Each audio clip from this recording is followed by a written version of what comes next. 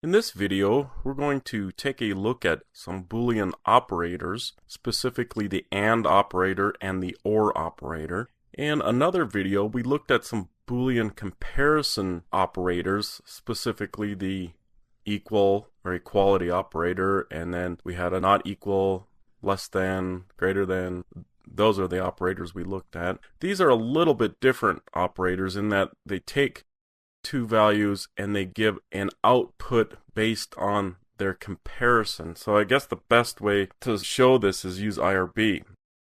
So essentially this is binary math. This is actually how computers work at a really low level with ones and zeros. How we get all this stuff on the screen and the audio and all that other stuff.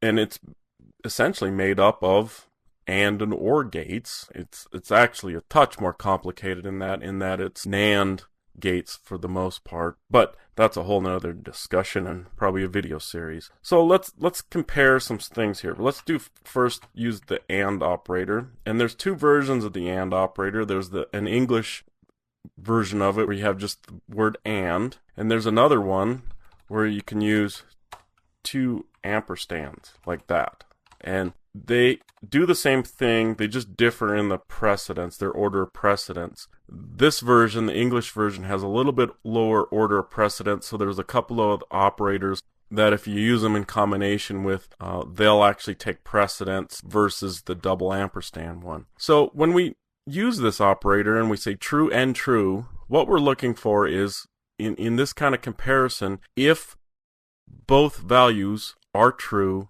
we will get a 1. Or a true. So that's true. If we get a true and a false, we say true and false. That's going to be false. And so is false and true and false and false. Now the second operator, and just to show you that it does the same with the other operator, the other operator that we're going to look at is the OR operator. And this compares two statements, two Boolean values. So I'll show you something a little bit more complex in a second that might have this make a little bit more sense. But this will return true. An OR comparison will return true if one of the values is true. Only one of the values has to be true, or both the values. Now that's the difference between how we use OR in English. We use OR in exclusive sense in English. We say this or that, where the OR operator in computers, it's this or that or both. It kind of really means that. Now there's actually an exclusive OR operator that I won't go into right now, but we'll probably get to it in other videos, where you can get more of the English behavior of how people use OR, which would be only true when one or the other value is true, and if both are true, then you get false. But that's for another video. Now, how can we use these? Well, what you can do is build these statements into very complex kind of conditional things using a combination of Boolean comparison and then these Boolean operators. So let's do a couple things. Let's say number 1 equals 5. And number 2 equals 6. So those are assignment operators, remember. Now we're going to say number 1 equal 5 and number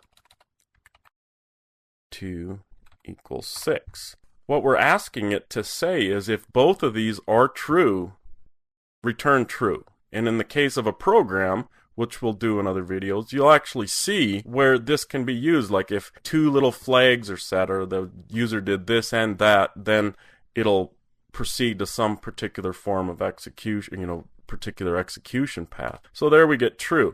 Now if I change one of these and say 5 for that one, this is going to be false because only one of these is true. So in order for this statement to be true, both this and this, that's where that and comes in. This and this have to be true, so this will be false. Now if we switch out that and for an or, it's true now, because we're saying, okay, give me true if this or this is true.